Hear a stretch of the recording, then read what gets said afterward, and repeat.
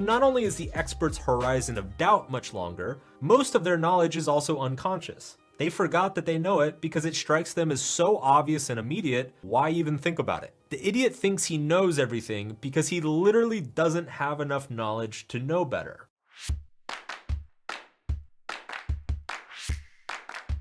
The English philosopher Bertrand Russell once said, "The whole problem with the world is that fools and fanatics are so sure of themselves, while wiser people are so full of doubts." In psychology, what Russell described is more popularly known as the Dunning Krueger effect. This effect finds that people who are bad at something tend to believe that they're actually good at it, and people who are good at something tend to believe that they are bad at it.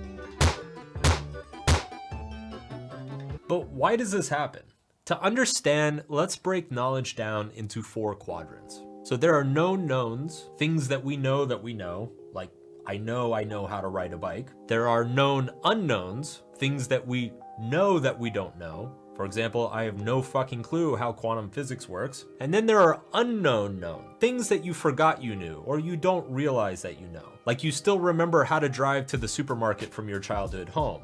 You just forgot that you knew that. And then there are unknown unknowns, stuff that you don't know that you don't know. When we are an amateur at something, we are very aware of the things that we know, and we're completely oblivious to the things that we don't know. Let's use basketball as an example. If you know nothing about basketball, it seems simple enough.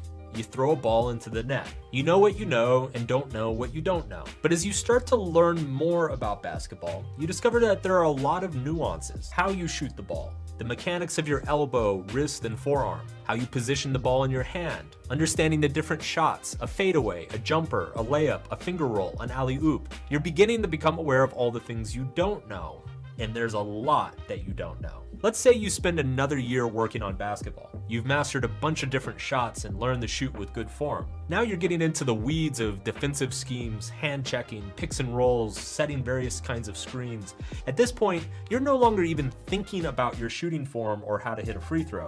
You've forgotten you know this stuff. It's unconscious, it's automatic. It's the stuff you know, but you forgot you know, and there's a ton of it. As you can see, the difference between an amateur and a professional is that an amateur's knowledge is known to them, therefore they get to feel smart about it. But an expert, so much of their knowledge is either unconscious and automatic, or it's knowledge of what they still need to learn. Another way to visualize this shift is to think of knowledge as a circle. The area within the circle is what you know about a topic, and the border is the horizon of your knowledge, or everything that you're aware of that you don't know yet. This border is what determines our uncertainty or doubt. Interestingly, as the size of your circle grows larger, the horizon of your knowledge also grows larger. The more you know that you don't know. But something else happens as well as you gain knowledge. As you implement information and it becomes automatic, you forget that you know it. So there's a second border inside the first. This smaller circle is everything that you've forgotten you know. So not only is the expert's horizon of doubt much longer,